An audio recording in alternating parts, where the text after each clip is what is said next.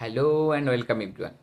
जो भी हमारे बच्चे यूजीसी नेट पॉपुलेशन स्टडीज के लिए इंटरेस्टेड है, आज आप मेरे पूरा वीडियो देख लीजिए। वहाँ पे आपको मैं सारा चीज़ें मेंशन कर दूंगा। आपका एज क्या रहना चाहिए, आपका एलिजिबिलिटी क्या है, कौन कौन से सब्जेक्ट के बच्चे यहाँ पे दे सकते हैं, आपको कितना कट ऑफ रहता है, कौन से साल में कितने कैटेगरी पे कितना कट ऑफ रहा होगा ये, और आपको इम्पोर्टेंट क्या पढ़ना है। और इससे सबसे बढ़िया बात है, स्टैटिस्टिक्स के बच्चे जिनके लिए स्पेशली मैं बोल रहा हूँ, उनको क्या बेनिफिट मिलेगा इस कोर्स से। मैं सिस्टमेटिकली वन बाय वन आपको दिखाऊंगा और ये चीज़ें आप खुद ही कर सकते हो। देखिए, पहली बात तो आपको देखना पड़ेगा कि यहाँ पे आपका एलिजिबिलिटी क्या है।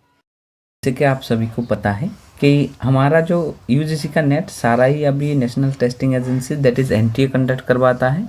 तो मैं सारा ही आप लोगों को इंफॉर्मेशन यहाँ पे एनटीए के जो इंफॉर्मेशन बुलेटिन है वहाँ से प्रोवाइड करवाऊँगा। ठीक है, अब देखिए आपको आज जो जो चीज़ें मिलने वाला है।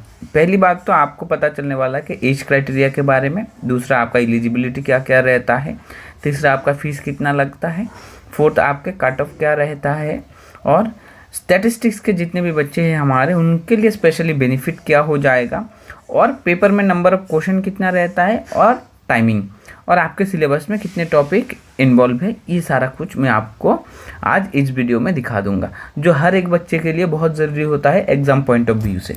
चलिए पहले स्टार्ट करते हैं हमारे एज से।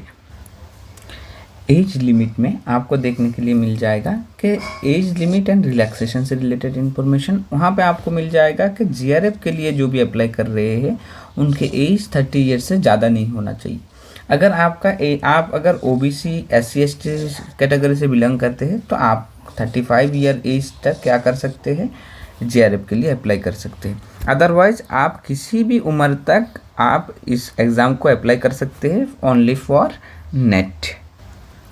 सेकंड हमारा हो जाता है eligibility for the examination. Eligibility for the examination पे आप देखेंगे कि आप अगर जनरल अनरिजर्व ईडब्ल्यूएस कैटेगरी से है तो आपको 55% मार्क्स आपके मास्टर डिग्री में होना चाहिए, और अगर आप ओबीसी एनसीएल या SC ST कैटेगरी से बिलोंग करते हैं तो आपका 5% लेस मतलब 50% होने से भी आप एग्ज़ाम में बैठ पाएंगे। तो ये है आपका बेसिक एलिजिबिलिटी, और उसके साथ आपको और एक कंडीशन मिल जाता है हमारे यहाँ पे।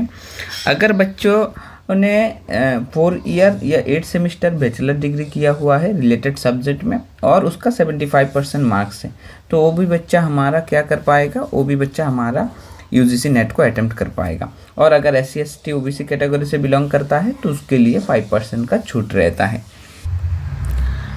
थर्ड टॉपिक है हमारा फीस सेक्शन। फीस सेक्शन में आप देखेंगे कि हमारे कौन से कैटेगरी के बच्चों के लिए कितना पेमेंट करना पड़ता है। तो आप देखेंगे जनरल वाले बच्चों के लिए आपका पे करना, जनरल और अनरिजर्व बच्चों के लिए पे करना पड़ेगा 1150, और जो भी हमारे जनरल EWS है और OBC से कैटेगरी से बिलोंग करता है उनको पेमेंट करना पड़ता है 600, और हमारे SC ST और PWD कैंडिडेट के लिए आपको और थर्ड जेंडर के लिए आपको पेमेंट करना पड़ेगा 325 रुपीज़।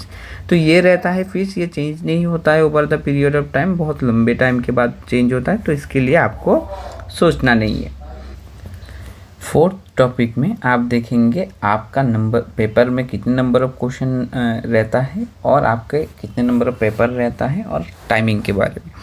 देखिए यहाँ पे जो आपके पास है वो है कि आपका 2 पेपर रहेगा, पेपर 1 पेपर 2, लेकिन ये 2 पेपर के बीचों बीच आपको कोई सा भी ब्रेक नहीं मिलेगा, विदाउट एनी ब्रेक। आपका 3 आवर का एग्ज़ाम रहता है विद इन दिस। आपके फर्स्ट पेपर में जो नंबर ऑफ क्वेश्चन रहेगा वो रहेगा टोटल 50 नंबर ऑफ क्वेश्चन। हर एक क्वेश्चन में आपको मिलेगा 2 मार्क्स, टोटल 100 मार्क्स। सिमिलरली आपके सेकंड पेपर में जो आपके सब्जेक्ट से रिलेटेड रहेगा उसमें आपको 100 क्वेश्चन मिलता है और उससे आपको मिलता है 200 मार्क्स। यहाँ पे कोई सा भी नेगेटिव नहीं है, नेगेटिव मार्किंग नहीं है, तो आपका कट ऑफ हमेशा हाई रहता है, more than 80% for general category के बच्चों के लिए। तो ये इंफॉर्मेशन है हमारे पेपर एंड टाइमिंग से रिलेटेड। और आफ्टर क्वालिफिकेशन से रिलेटेड इन्फॉर्मेशन लाइक आप अगर क्वालिफाई कर लेते हैं इस एग्ज़ाम को तो आपको कैसे फॉर्म फिल करना है, जिन बच्चों की भी उम्र आपके लेस देन 30 ईयर है तो वो लोग क्या फिलअप करेंगे, जब भी फॉर्म फिलअप के टाइम पे आप जीआरएफ के लिए फॉर्म फिलअप करो, क्योंकि आप अगर जीआरएफ को क्वालिफाई कर लेते हो तो आप असिस्टेंट प्रोफेसर के लिए भी एलिजिबल बनते हो और पीएचडी एडमिशन के लिए भी आप एलिजिबल बन जाते हो। और जिनको भी एज मोर देन 30 ईयर्स है तो आप लोग असिस्टेंट प्रोफेसर के लिए अप्लाई करो। असिस्टेंट प्रोफेसर के लिए अप्लाई करने पे आप असिस्टेंट प्रोफेसर वाला तो क्वालिफाई करोगे ही, साइड में आप पीएचडी के लिए भी एलिजिबल बन जाओगे। और जिन बच्चों को भी सिर्फ पीएचडी में इंटरेस्टेड है तो आप अगर इस कैटेगरी को फिल करते हो तो आप सिर्फ पीएचडी के रेट एग्ज़ाम से आपको एक्सटेंशन मिल जाएगा और आप डायरेक्टली इंटरव्यू के लिए अपेयर हो पाएंगे आपके जो भी इंस्टीट्यूशन आपने चूज़ किया होगा। मतलब जो रिसर्च एलिजिबिलिटी टेस्ट होता है वो आपको देना नहीं पड़ेगा। आप अगर इस कैटेगरी को पास कर लेते हैं तो डायरेक्ट आप इंटरव्यू में जाके बैठ सकते हैं आपके पीएचडी एडमिशन के लिए। नेक्स्ट आते हैं, आप अगर पॉपुलेशन स्टडीज़ के नेट को दे रहे हैं तो आपको कौन से सब्जेक्ट के वाले बच्चे इसको दे सकते हैं। जिनके भी मास्टर डिग्री जियोग्राफी में है वो लोग इसको दे सकते हैं, जिनके मैथमेटिक्स है वो पॉपुलेशन स्टडी को दे सकते हैं, जिनके स्टैटिस्टिक्स है वो इस सब्जेक्ट को दे सकते हैं। तो आप अच्छे से देख सकते हैं कि जितने नंबर ऑफ कैंडिडेट ज़्यादा होगा ना, आपका ये एलोकेट रहता है कि जितने नंबर ऑफ कैंडिडेट ज़्यादा रहेगा और जितने नंबर ऑफ स्टूडेंट रहेंगे उनमें से 27% ओबीसी को जाता है और 3% हमारे 14% हमारे एसटी/एससी को जाता है। तो इस तरह से जितने नंबर ऑफ कैंडिडेट हमारे पास ज़्यादा होगा उतनी क्वालिफाई करने वाले बच्चे उतना ही ज़्यादा होगा। तो क्योंकि ज़्यादा सब्जेक्ट यहाँ पे अपेयर हो पा रहे हैं तो आप लोगों को ज़्यादा नंबर ऑफ कैंडिडेट पास करता हुआ देखने को मिल जाएगा। अब है हमारा cut off section. Cut off section में आप देखेंगे कि ये आपका यूजीसी से प्रोवाइडेड है। तो आप देखेंगे पहला आपका सब्जेक्ट कोड रहेगा, फिर सब्जेक्ट कैटेगरी और जीआरएफ वाले कितने बच्चे कट ऑफ किया था और उसके टोटल कितने कैंडिडेट ने जीआरएफ मिला है, और उसके बाद यहाँ पे हमारे असिस्टेंट प्रोफेसर उसका कट ऑफ कितने बच्चों को वो मिला है असिस्टेंट प्रोफेसर, और पीएचडी में कट ऑफ और कितने बच्चों को पीएचडी सेक्शन वाला क्वालिफाई हुआ है उसके बारे में। हमारा सब्जेक्ट कोड रहता है 15, तो हम लोग 15 को देखेंगे कि हमारे 15 में कितने नंबर ऑफ कैंडिडेटों ने डिफरेंट कैटेगरी से क्वालिफाई किया हुआ है। तो आप देख सकते हैं कि हमारे पॉपुलेशन स्टडीज़ में पहला रहता है कैटेगरी के पॉइंट ऑफ व्यू से आप अगर देखेंगे तो आपके पास यह पॉपुलेशन स्टडी का अनरिजर्व मीन्स जनरल बच्चों के लिए वहाँ पे कट ऑफ गया था 228। डरना नहीं है, आउट ऑफ 300 228 इसलिए मिल जाता है क्योंकि यहाँ पे कोई नेगेटिव मार्किंग है ही नहीं।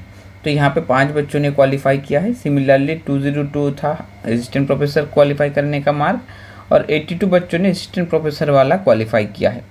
और पीएचडी सेक्शन में आप देखेंगे कि ओनली फॉर पीएचडी मार्क्स था 174 और हमारे 173 बच्चों ने अनरिजर्व कैटेगरी से क्वालिफाई किया है। इस तरह से आप देख पाएंगे ओबीसी के लिए जीआरएफ का मार्क्स था 222 और 4 बच्चों ने क्वालिफाई किया। ईडब्ल्यूएस के लिए 218 और 3 बच्चों ने, और एससी के लिए 222 एक ही बच्चे ने, और 180 फॉर एसटी एक ही बच्चे ने क्वालिफाई किया है।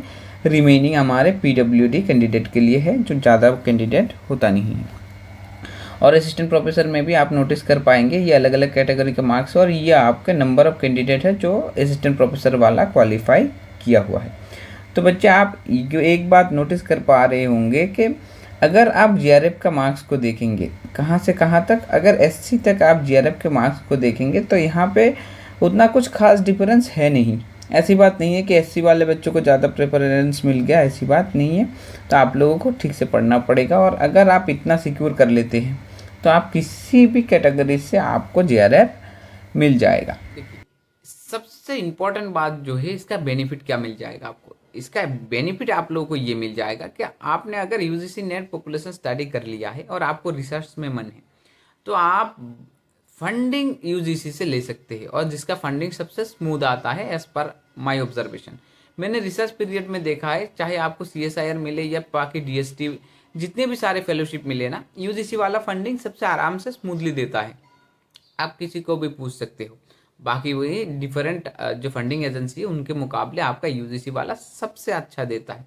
तो आपको फोकस करना है एक ऐसे फेलोशिप जो कंटिन्यूसली चले और आप इसमें फेलोशिप लेके पीएचडी आप स्टैटिस्टिक्स से कर लो, चाहे आप मैथमेटिक्स में कर लो, चाहे आप जिस भी फील्ड में करना है कर लो, लेकिन आपके फेलोशिप के लिए ये एग्ज़ाम सबसे बढ़िया रहेगा। और आप 3-4 महीना पढ़ के इसको क्लियर कर लोगे और आपके अंदर ये आत्मविश्वास आ जाएगा कि आप दूसरे एग्ज़ाम भी क्लियर कर सकते हो। तो इसलिए आपको बड़े जल्दी से इस एग्ज़ाम को क्लियर कर लेना है। यही सबसे बड़ा एडवांटेज रहता है। पहले यूजीसी नेट पॉपुलेशन स्टडी के थ्रू भी स्टेटिस्टिक्स में असिस्टेंट प्रोफेसर लिया जाता था, हाल फिलहाल में उसका वेटेज कम है, लेकिन मैंने देखा है जो भी बच्चों को फेलोशिप मिला है वो स्मूथली अपना पीएचडी कर पा रहे। तो आपको इस अपॉर्चुनिटी को गंवाना नहीं है, आपको इसको ग्रैब कर लेना है। Thank you everyone, thank you for watching.